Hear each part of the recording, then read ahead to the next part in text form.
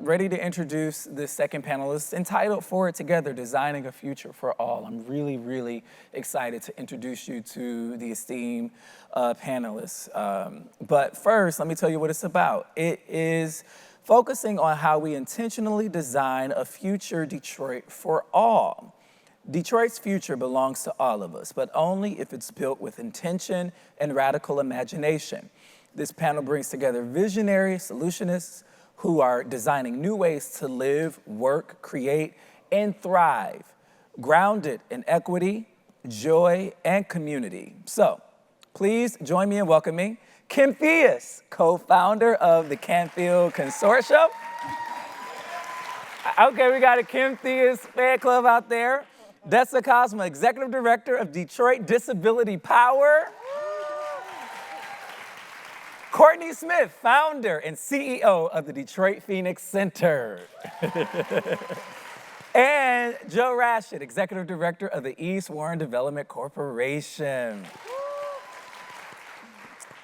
You know, I've known each of you for some time, and what I've been able to gather from each of you is that there is a personal story tied to your why, tied to your work, whether it was an experience, a memory, a trauma, or a need that you just sort of decided that you were going to meet.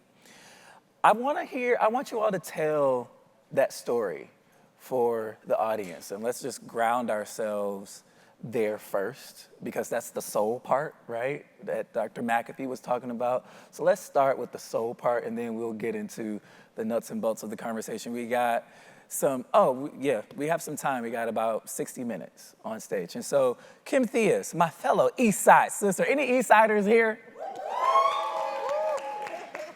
That was great. I love when we show out. But you know, I gotta show some love to the West Side. Are any West Siders here? The only reason why they was louder is because they felt like they had to beat us.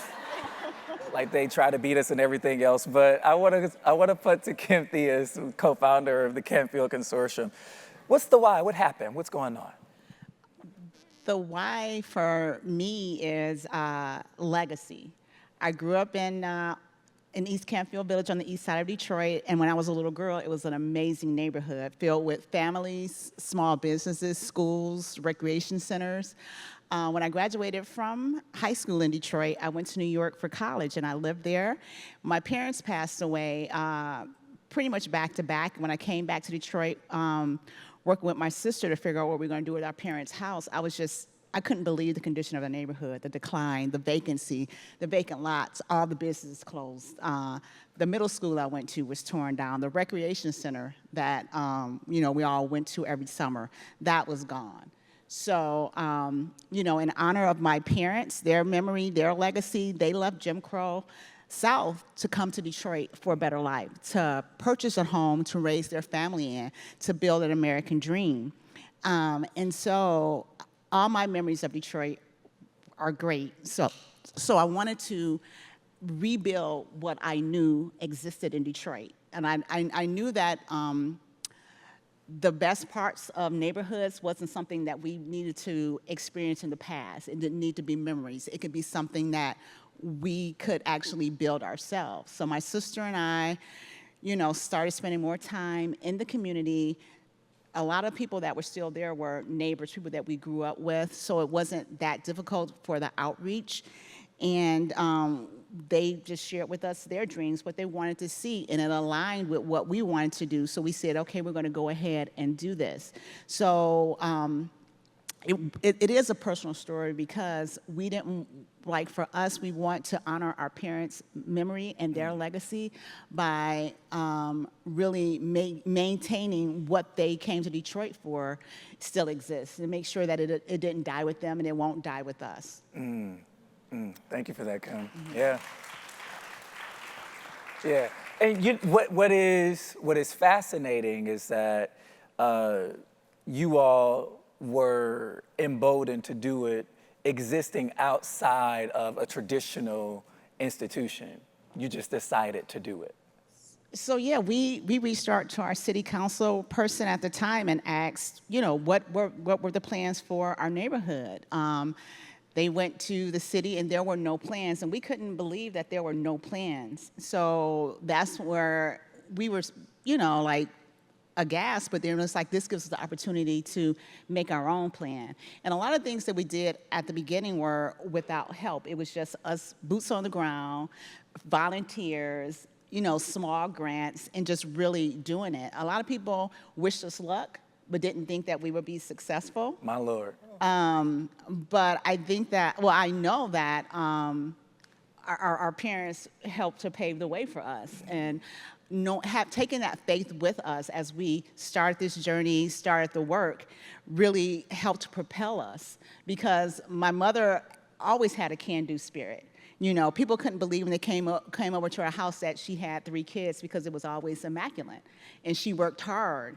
And there was never an excuse not to do our best, not to present the best. And that was passed down to us. And now that I'm older, I can see, like, we're following her example of looking at what people say is impossible and laughing. The Detroit way. Yes. Dessa, Cosma, my other East Side sister. Tell us your story. Sure. Well, thank you so much for having me. I'm really glad to be here. As was stated earlier, I'm the director of an organization called Detroit Disability Power, and I'm so lucky to lead that organization, which I started directly because of some exclusionary experiences I had in my previous work. And I've been super fortunate to actually always work for social justice organizations. I've spent my career working on economic, racial, and reproductive justice primarily.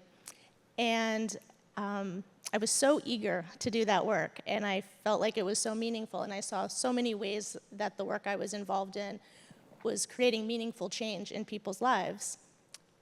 But the longer I got into my career in social justice, the more I couldn't help but notice that not only were there not other disabled people around in decision-making capacities, there was also just no consideration of disability as an important lived experience. There was no consideration of disability as an identity, a political identity particularly, or a cultural identity. And in fact, there was a lot of hesitation and sometimes resistance to think about disability as an important facet of what inclusive community building looks like. And so, as I got older and more skilled and more confident, and I started raising these questions and getting like really unsatisfactory answers, I thought, well, damn, I better do something.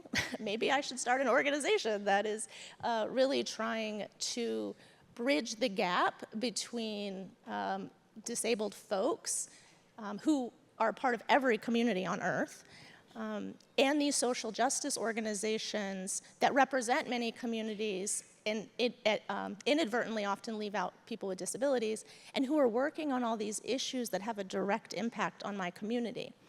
And so 7 years ago, this month actually, I started Detroit Disability Power. Wow. And you're all invited to our birthday party on Saturday. I'll share details later. Happy birthday. I'd love to see you there. But DDP really focuses on organizing people with disabilities and our allies on a host of issues. Because like I said, every issue is a disability issue. And we also really focus on helping other social justice organizations unlearn ableism and begin to practice disability justice. So we do that through coaching and consulting. We do that through lots of workshops and trainings. And that's really, I think, a powerful complement to the on-the-ground organizing that we're doing around issues like accessible, affordable housing, or voting rights, or good public transportation. And that really comes out of my experience as a disabled woman, feeling like, wow, all this powerful social justice work is happening, but there's this like strategic missed opportunity to engage 25% of the population who has everything to gain from being involved and leading social change work. Thank you for that. 25% of the population. Thank you for your framing of that, because it is a justice issue. It is. Courtney Smith. So, fun fact about Courtney Smith. Courtney Smith and I went to high school and college together. We went to the Detroit School of Arts and Eastern Michigan University. I want y'all to show her some love because she's incredibly nervous right now. And she's like, you're amongst family and friends. She's like, do not call on me first. I'm like, I'm in charge. I do what I want to do up here. Not you put me on the spot. Your story. Yes. Because it's a compelling one, and it's one that folks need to hear. Yes, thank you so much for that, Orlando. My work with the Detroit Phoenix Center is deeply personal. When I graduated from high school, I graduated living in a homeless shelter. And so I knew firsthand some of the challenges that young people experiencing housing insecurity faced, even having experienced some of the challenges also having experienced the foster care system. But I was privileged enough to be a part of organizations, and I was agreeable, and I was able to go to college and make a life for myself. And when I came back to Detroit, I realized that the same challenges that I was experiencing as a young person, there were other young people in this community experiencing similar challenges, namely my youngest brother. I was renting a house with 3 other young women on the west side of Detroit, and one day I came home and my youngest brother was sitting on my front porch with nowhere to go. And so I welcomed him in the home, and it wasn't long after that I found out that some of his friends were also experiencing housing insecurity. And so I started to blow up air mattresses in the basement and just provide food and respite in the community. And my roommates started to complain, and eventually my landlord threatened to evict me. And so I thought to myself, you know, where do people like my brother and his friends go? Here I am, a few years removed from my own lived experience. I was 25 at the time. And so I went to talk with a mentor, and the mentor told me that I could not be a human service organization to my youngest brother and his friends. And so that really, it pained me. And so I came across this opportunity to take a train journey across the country with 25 other millennials. And the premise of this train journey was that we would work on an issue that was dear to our heart, and mine was youth homelessness. And as I traveled across the country and I interviewed executive directors of organizations serving young people experiencing housing insecurity, interviewed young people themselves who were street connected. And what I found out was there was a great disconnect between what the young people said that they needed and what the organizations were providing.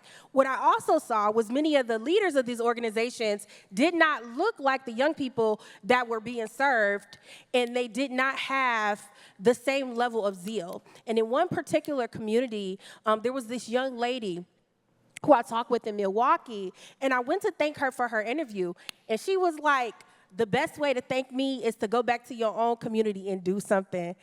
And I felt that. I took that charge, and I came back to Detroit. I was already well-connected, doing a lot of community work, but I convened a group of young people, and I talked with the young people in the community and told them about what I found on my train journey, and I convened stakeholders. A part of that group that I convened was my youngest brother, and we built what is known today as the Detroit Phoenix Center, because on that train journey, I learned about a model, a low-barrier model, where young people can just drop in, take a shower, wash their clothes, access a food pantry, really just a place where they can belong, to be safe, and to be cared for. And so we built what is known today as the Detroit Phoenix Center. We've evolved over the last 9 years. Unfortunately, what I learned on the day that the Detroit Phoenix Center opened was that my youngest brother died by suicide. And a few weeks before he passed, he wrote a note on social media, and he said that a lot of people had given up on him, and that his sister Courtney did not give up on him. And he said, "Thank you, sis." And it was in that moment, on that day, that the Phoenix Center opened, and I learned that my youngest brother died by suicide, that I had to make a decision, right? Deep-seated pain can either cripple us or force us to show up as better versions of ourselves. And I chose the latter. And it was in that moment that I knew that this work had to transition from a passion project, right? Because young people's lives were on the line.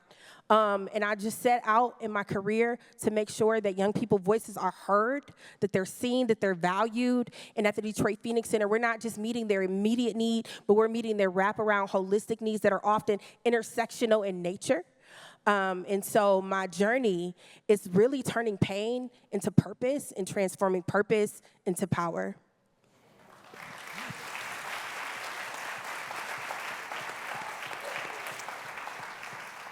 The soul work, right? Joe, I gotta apologize to you. Yeah. Because you have to follow Courtney. And I'm sorry. I should have thought about that before this moment. I'm like, man. So what's that little thing you did on the east side? Yeah, right. Yeah, so, you know. So. Y'all give it up for Joe Rashid too, y'all. Breathe. About 11 years ago now, I moved over to East English Village. I'm born and raised in the city. I have lived in 10 different zip codes around the city: Southwest, West Side, East Side. I'm a West Sider. I still claim West Side because I've lived there the longest. But I've lived at least 10 years on each side, right? But when I moved to the neighborhood over there, I just realized that, man, you know, where I grew up on the West Side, all the dry cleaners had left. Looking at like kind of key indicators of your commercial corridor and whatnot. Over in East English Village, there were like 6 open dry cleaners still, like along East Warren there.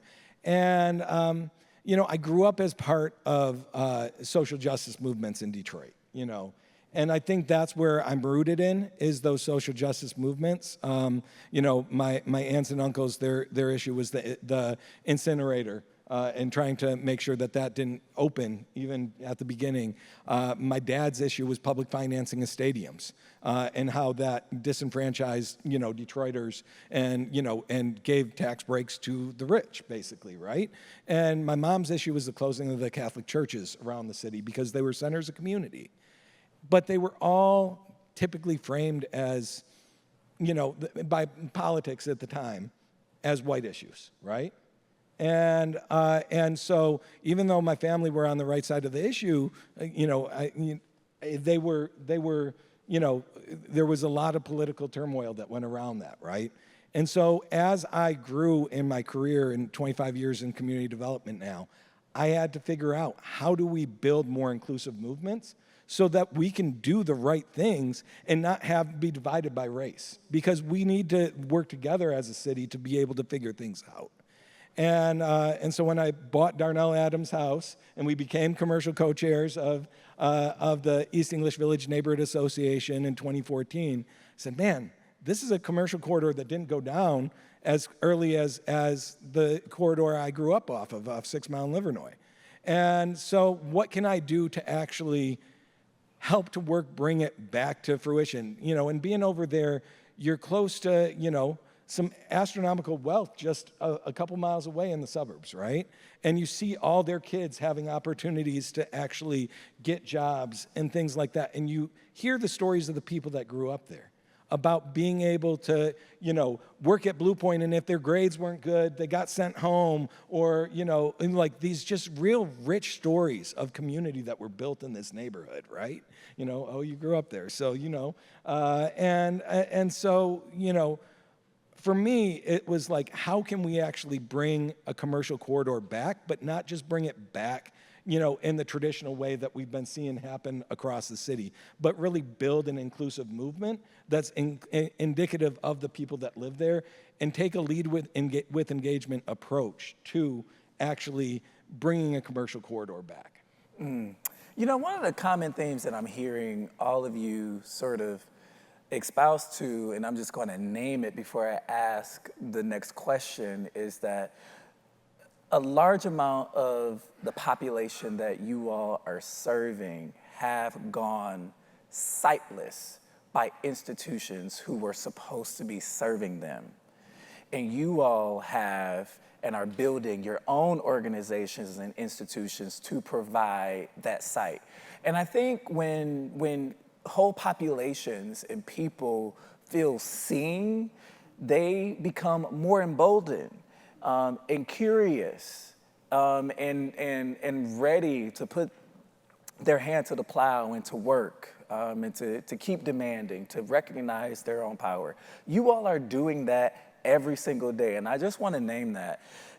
Kim Theus, you said something earlier that sort of resonated with me, and I want to get you all's take on it, whoever wants to jump in, that, you know, people sort of said to you and Rhonda, that's a nice little project, I wish y'all well. Like, see if you all will be here in the next 5 years. But you all are innovating in ways that blend passion with institution building. So what does it mean to you to transform something that began as a personal and community response into a model that people can no longer ignore? That's a great question. Rhonda and I, we're a small organization. We don't have a lot of staff. It's basically volunteers on our board. So we spend a lot of time going from project to project, and we rarely take a minute to pause to see the impact of what we're doing. But over the last year, it's been hard to ignore because people have been coming up to us saying, we love your story. We love that these sisters are working together. We love that you didn't leave the city. So for us, it's a matter of saying that we are the answer. Wherever you are in your community or wherever you are in your life, you shouldn't look to other people. Yeah, you'll need help. You can't do it alone. We're not doing this work alone. We've had the impact that we've had because we've had great partners. But we know that we're the answer because we're not going to walk away. We're not doing it for money or for recognition. We're doing it because it's a calling. And I think that when you realize that you are the answer, then you approach the work in a different way. And like, we know that we can't fail. We may not get there as quick as we want to or as fast as we want to, but because we are the answer, we know that it's going to get done. We are the answer. Kim, make sure you bring the mic a little closer to you. Courtney, that's resonating with you. I see you nodding, and I saw you snapping. Yes. What's hitting you? Yeah, just being the answer. Like, if not me, then who? When I started this work, I was 25 years old. I was 6 months removed from my own lived experiences of housing insecurity. When I started the Detroit Phoenix Center, I was the youngest CEO of a homeless service provider for youth in the city of Detroit and the only one of color. And I had lived experience, and that was just not common at that time. And so when I think about my journey and thinking about building outside of traditional means, it has always been outside of the margin. Innovation lives outside of the margins. And I think that that has been the journey that I've been on since starting the organization. And I have to say that I didn't start an institution to grow and to build and to be bigger and better. I started an institution to dismantle an institution. Because the measure of success is not bigger and better, it's just not to exist at all. And unfortunately, that is not the reality that we're in right now. And since we are not in that reality, then we'll continue to lead and to launch a rapid rehousing program that's rooted in dignity for young people, that it doesn't matter what their lived experiences are, they deserve to be housed because housing is a human, basic, functional right. We'll launch a mobile youth center, right, to take our services directly to the community, to those that are in need, because we shouldn't have to ask young people to come to us and jump through hoops just so that they can live and thrive. And so I have to say that nobody waited until we had the resources to do the work that we were going to do because we couldn't. We couldn't. We are the answer. I think it's I think it's funny sometimes, those of us who have the privilege of shepherding organizations, where we have an expectation for people to come to a table that we have set. Like, this is where we're doing it. Y'all make sure y'all come out, instead of having this instinct to go to where people are. And I hear that's what you're doing with the mobile unit. And I think that is absolutely phenomenal. Dessa, we are the answer. And Kim talked about being called to the work. And you've created an organization and a movement that folks can't ignore, right? That's the dream. I don't want to be ignored. I don't want any of my disabled brothers and sisters to be ignored. You know, when I tell you all that 25% of Americans are disabled and we're the largest marginalized group on earth, I just want to ask a simple question. Do our societies, does our infrastructure, do our policies reflect that reality? And it's a resounding no. You know, one of the ways that ableism shows up in our culture is to invisibilize us, to your point, to keep us kind of out of sight, out of mind, to make us feel bad for being who we are, when what we are is brilliant survivors. And disabled folks are, thank you. Disabled folks are the best problem solvers you're ever going to meet because it's required of us to be the best problem solver just to go to the grocery store. When communities haven't been built to include us, whether that's in a physical sense, like what somebody as myself may need as a wheelchair user, but also people with all sorts of other disabilities that aren't as well known or don't require physical access, but require communication access, for example, or require a lot of patience in communicating. So there's this, you know, very large, very diverse population of people who are being systemically excluded that are actually the same exact people that we need to solve the most pressing problems of our time. And that perseverance, that adaptability, that creative problem solving, the tenacity, all of the things required literally to go to the grocery store are how you tackle climate change, how you tackle poverty, how you tackle authoritarianism. You name the big problem, you're looking for people with the skills that we're bringing, but ableism makes us think that disabled people don't have much to offer, that in fact we're deficient. And so we just have to flip that on its head. And so building Detroit Disability Power is an amazing opportunity to build an institution that is highly inclusive, that is accessible to people with a variety of disabilities and lived experiences in all of their intersecting ways, and to iterate and reiterate and point at what we're doing and saying, look, y'all, we're making this work, and it's not just working for the people on our team, we're winning campaigns all the time. So you can actually run an inclusive campaign and you can still win. And so being able to like model that and point at it and use it as a teaching tool, I think is one of the things I'm the most proud of about our work, because we're doing the thing and we're evolving. You know, it's not a linear process, of course, but you know, we're doing the thing and then we're teaching other people how to do the thing too. And so we're having an outsized impact from a small 10-person team.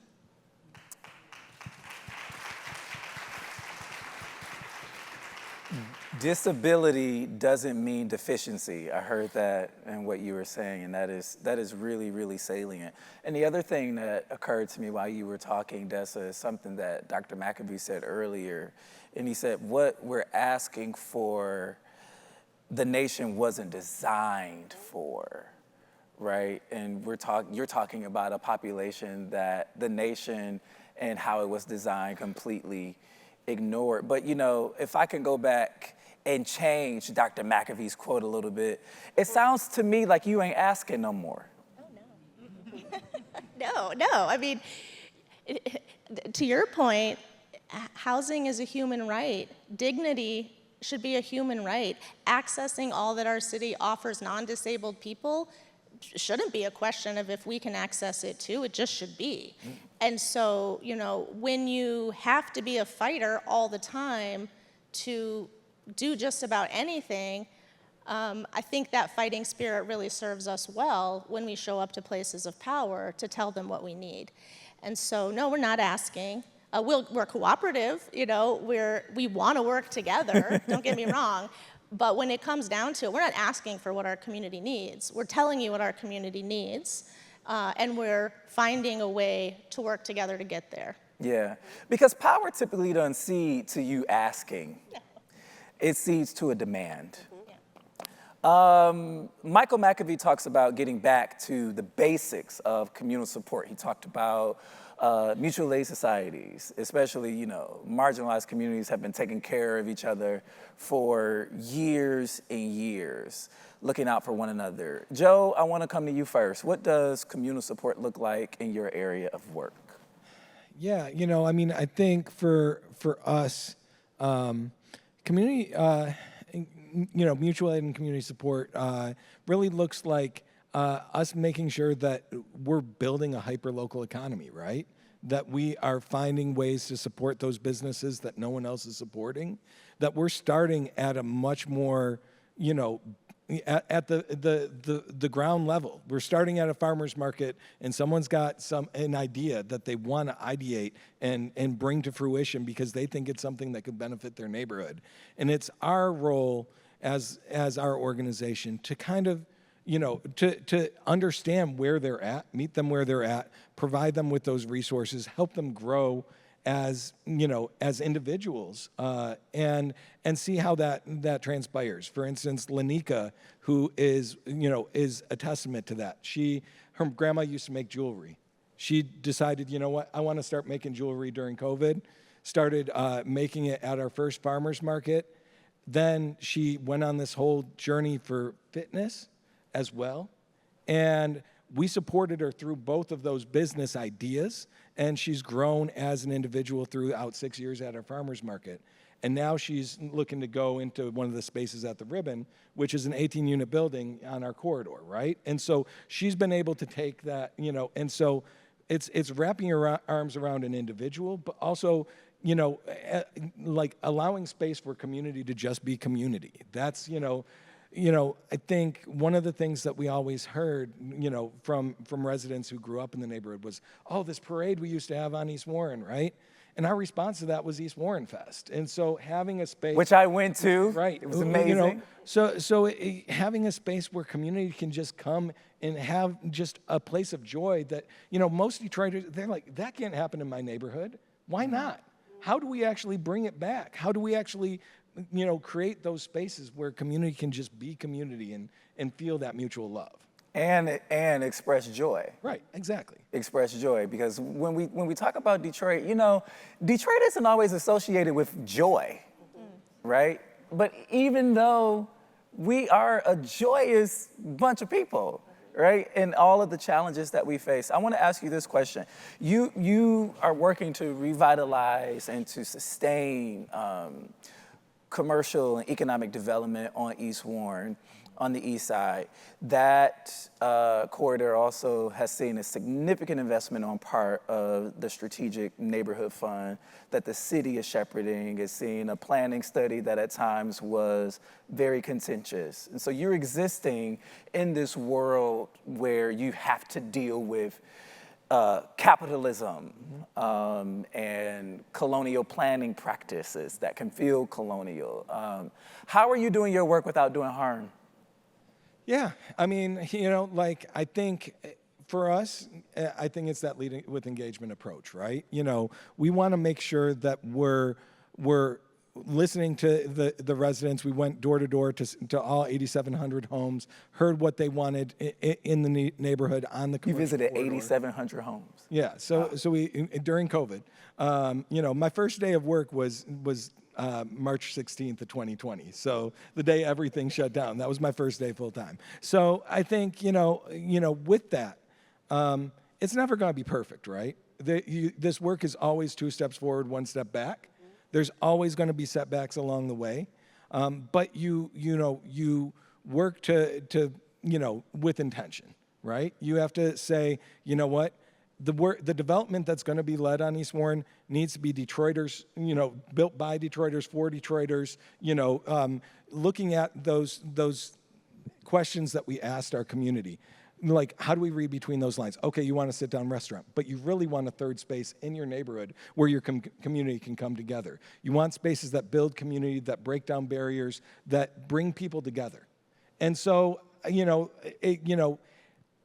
I want to say what we're trying to do, is really an anti-gentrification strategy overall, because we want to make sure that we're utilizing Chase Cantrell's program, Building Community Value. We want to be able to, use the Equitable Development Initiative, all the tools and resources that are available to help Detroiters that want to develop Detroit be able to access the capital and do that. And so for us, we sign representation agreements with, restaurateurs that they know how to run a restaurant, but they don't know how to open up and access the capital to be able to redevelop a property. So how do we help them navigate through those hoops? How do we make things like that happen? And in order to bring things back. And, because there's such a nostalgia for, Wimpy's was here, or Saberlance, or all these great local spaces that people grew up going to. But it's not going to look the same. We're not going to bring those same restaurants back. But how can we work with businesses that are really community oriented and want to help support the community and not just be extractive of community, right? And I think that's how we can do as much good. It's, unfortunately, it's not a perfect science. Economic development, capitalism breeds inequality, right? And so, but how can we try to flip that system on its head and make sure it actually works for Detroiters instead of working for billionaires? Yeah. Kim, I want to come to you and ask you about some lessons that you have learned and are learning when creating outside of traditional systems and institutions. What you learning? I think I'll start with knowing that you have to be your own advocate. No one's going to advocate for you, and you have to figure out what type of advocacy works for you. So we talked about, East Warren being in the Strategic Neighborhood Fund, and we love that there's money flowing to certain neighborhoods, but if you're a neighborhood that's not in that, it makes you feel like you don't matter. So we're in a neighborhood that, quote unquote, doesn't matter. Advocacy for us is going to look different than what it looks like in East English Village. So that's a lesson we learned. Our advocacy has to work for us. And a prime example of that is, Rhonda and I have been working, and Rhonda's my sister, co-founder of Canfield Consortium with me. Is Rhonda? We've been advocating for Brewer Park, which when we were younger, Joy Middle School and Brewer Recreation Center were housed there. Those were both torn down in about 2007, 2008. So we were, talking to the Detroit Parks and Recs Department, what can we do to get something here? We know that there's not a lot of money. We're not asking you to rebuild a community center here. We know that takes a lot of money, but can we get some amenities, a playground, a slide, a baseball diamond, because there's nothing there. It's literally 10 acres of vacant land. And they told us that, well, we're doing our, parks master plan, and Brewer Park is probably probably the second to last phase. So that meant that, and this was probably in 2021. So that meant that they would get to us in 2028. And I'm thinking that's just not gonna work, because the closest park with amenities to us is Chandler Park, and it's close enough to drive but not close enough to walk. We need a neighborhood park. So we work with what advocacy meant for us, and right now in 2025 they are doing work at Brewer Park. But that's because we didn't stay silent, and that wasn't because we didn't say, okay, we'll wait. We were just like, no, this is unacceptable. Our children don't have any place to play. They don't have a place to walk to. What can we get here? So that's a lesson that I learned. You can hear and know, but not accept it, and redefine what will work for your community. You can hear and know and not accept it. It's powerful. Courtney, what are you learning about creating outside of traditional systems and institutions?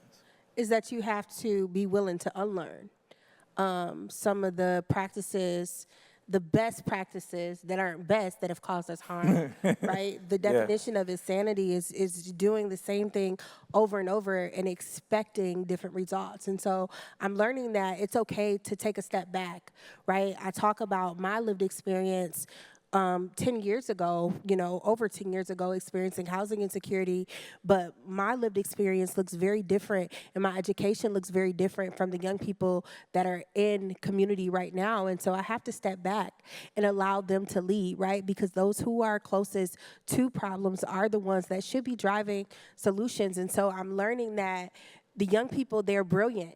They have ideas. Our youth action board has traveled all across the country advocating with policymakers, with stakeholders. They're sitting at the city table, bringing in millions, advocating to bring in millions of dollars on solutions to end, to prevent and address youth homelessness. But that's because I had to unlearn. I had to release a title, right? Release an ego, release this idea of adultism that adults know better than young people, right? And so being able to take a step back and allow them to lead has brought forth a lot of solutions.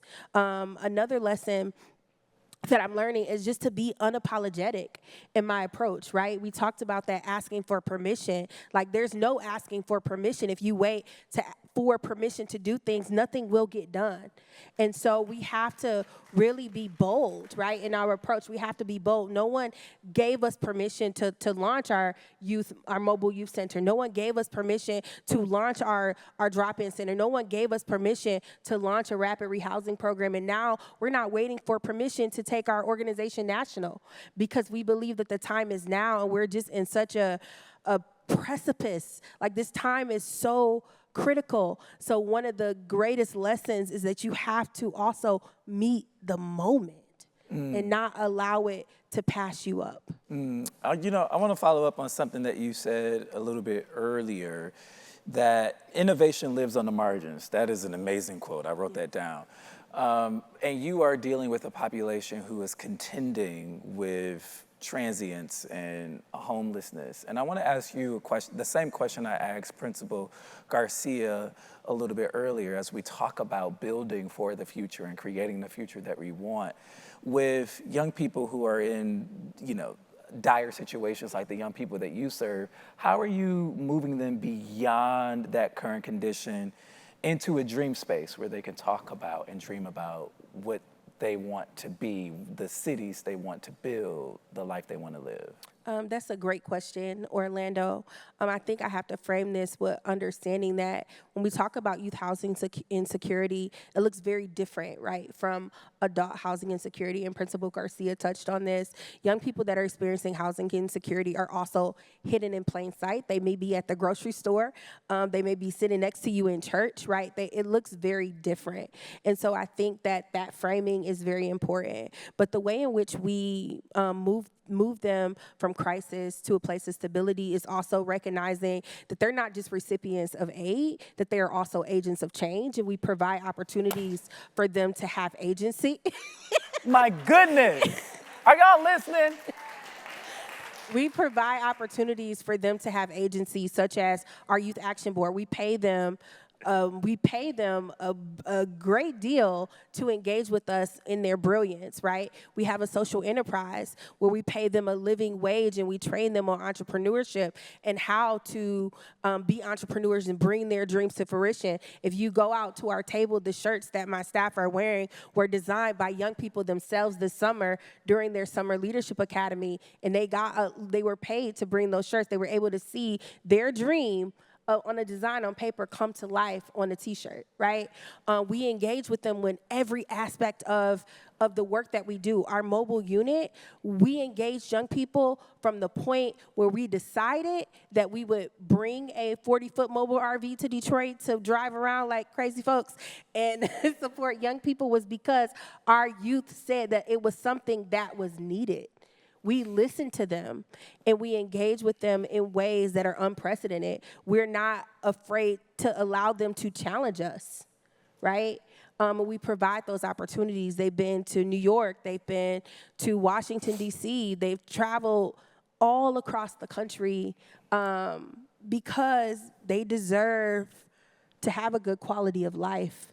And we believe that strongly. So we don't center their lived experience. We center their brilliance. We center their possibilities, and we resource it. Yeah, okay.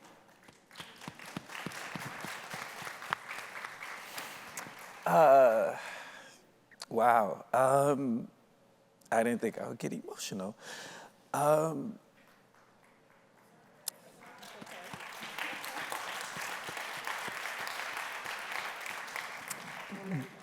Dessa, what are you learning? I need Kleenex, y'all.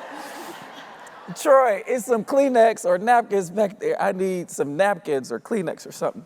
Because it's coming and it ain't going away. Oh, man.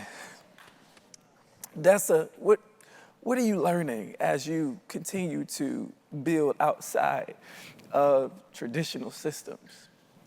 Thank you. Well, relevant to this moment, one thing I've certainly learned is that vulnerability is a strength. Yeah. So thank you. If we don't feel stuff, how are we going to do anything different to save our people? And that requires us to be vulnerable enough to feel and to express that. So I'm glad you're feeling emotional. You're making me feel emotional now, so thanks. Here, pass the Kleenex. You know, Oh my God, and they're recording this. I hate crying on TV. Oh my goodness. you know, so many of the lessons that Courtney just shared, thank you, are things that are lessons that I've learned and I continue to learn over and over again. You know, when you're used to falling through the cracks, you know better than anyone where the cracks are. Yeah. And so community always has the answer. I'm 100% certain of that. We just need to build better mechanisms for truly, meaningfully engaging and listening to community so that that brilliance can percolate up. We need to build better pipelines so that that brilliance can become the leadership that makes decisions. That's community organizing 101, but it's a lesson I continue to learn all the time. And something that really I also continue to learn is just how connected all the fights are. You know, there are these big systems of oppression that are harming every one of us. They're harming some of us more than others, for sure, if we're living at the intersections of those systems, but they're actually inhumane and I don't have the right word right now, but they're so detrimental to all life forms. So I continue to see the many, many ways that issues and communities are connected. And one of the things that I think about a lot when I think about how do we reframe the way that the average bear thinks about disability, which typically has a really negative perspective on it. And then I think about how every single person on this planet has a mind and a body that requires care. It's just part of being a human. And we have developed societies and healthcare systems and employment policies and you name it that make it really easy for some people to take care of their minds and their bodies and absolutely impossible for others to do so. So when we don't think about housing, for example, as a human right, we're denying people the opportunity to take care of their mind and body. When we discard some people because of their race or class or sexuality or gender orientation, we are dehumanizing them, but we're also losing all that they could bring to our communities. And so if we take a step back and think about how is this decision that I'm making, whether again it's an employment policy or an education policy, whatever, if we think, how does this allow or disallow for people to take care of their mind and body, I think it can help us make better decisions. So if the goal was always, how do we help people take care of their minds and their bodies, we would just live in a radically different place. And I think it could help us bridge some divides across communities and issues in a more holistic way. Because really what we're trying to do is make life not only like survivable, but cool. You know, like we're trying to go beyond just surviving into something that's far more beautiful than that. And so I feel like that's entirely possible to do. Yeah. There's enough brilliance on this planet to do that. And of course, some days it's much harder to tap into that faith and hope than others. But I know that it's possible. And I'm really glad to constantly be reminded of that possibility by getting to work with so many cool people. Yeah. Because hope is the action, right? Joe, you want to share about some lessons you're learning in your work? Yeah, no, I mean, I think, community work is politics at its rawest form, right? And so I think that, that when you are doing this work and you're, I think it's really important to just, when I'm hearing from a lot of people is they're like, Joe, you're a doer. I think that's the difference between a lot of people have really great ideas, right? But like actually putting them into action is necessary to drive and move things forward, right? And I think that that's really, for me, what I try to strive to do is say like, my community deserves as great amenities as anyone else, right? So when we're talking about building a community together, it's really about finding ways to say like, Detroit deserves this. We deserve to have, a walkable, accessible, community-driven commercial corridor where local businesses that reflect our community thrive. And that's not necessarily happened. Besides, downtown and midtown doesn't reflect the community all the time, right? And so how do we actually start to bring back our neighborhoods with residents actually leading that charge? Yeah. And I think that's really at the end of the day, how do we move all that forward, and how do we just help these small local businesses have the stepping stones that they need to grow to the capacity and take we're talking about decades of disinvestment. We had Leanna talk about that earlier, right? And that's what we're up against here is like 7 decades of disinvestment in Detroit. And so how do we actually help to make sure that we're finally, actually investing in our communities the way they really need to be invested in? And not only that, when a community has experienced having something and seeing it dissipate over time, in that community first engagement, Kim and Joe, you would see a lot of residents express their trauma, express their anger, express their hope, express possibilities. And I think as practitioners in this work, we should not run away from that. We need to learn how to lean into it a little bit more. We shouldn't be scared of that, right? Because we should be providing spaces where residents are able to express their trauma, their triumph, their joy, their hopes, and their dreams. We got a few minutes left, and I want to get to, we had a few closing questions, and I want to make sure I read them verbatim because I think they're good. And I'm going to ask you all to try to answer in 60 seconds because we're running out of time. And there's 2 questions, and I'm going to ask the first one now. If we are to truly move forward together, what's one shift you'd like to see in how Detroit honors and invests in community-led change? Kim, I'll start with you.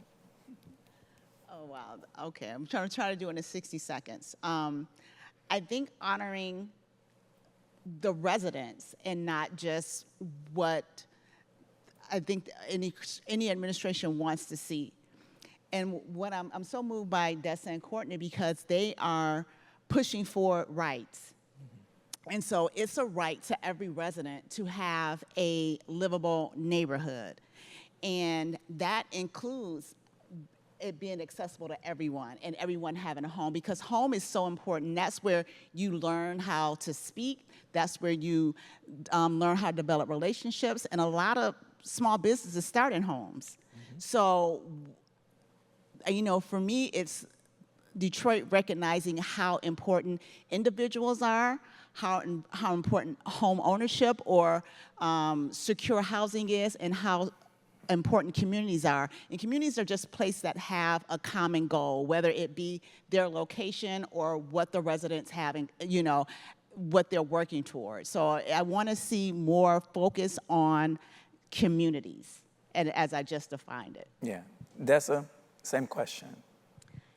You know, I have seen some improvement on this, but I think we have a long way to go to truly engaging residents in meaningful ways. Bring the mic up some. I know that a lot of times different communities get engaged in this very non-meaningful way. They come to you at the end of a project and say, "This is good, right?" And you're supposed to say, "Yeah." But like maybe it's not good, maybe it's not what you want at all, or maybe it's not workable, but it's too late because they already made all the decisions and then they're coming to look and get some accolades from you for doing a good job. And so, you know, like real meaningful community engagement processes that are written into policy that actually have teeth.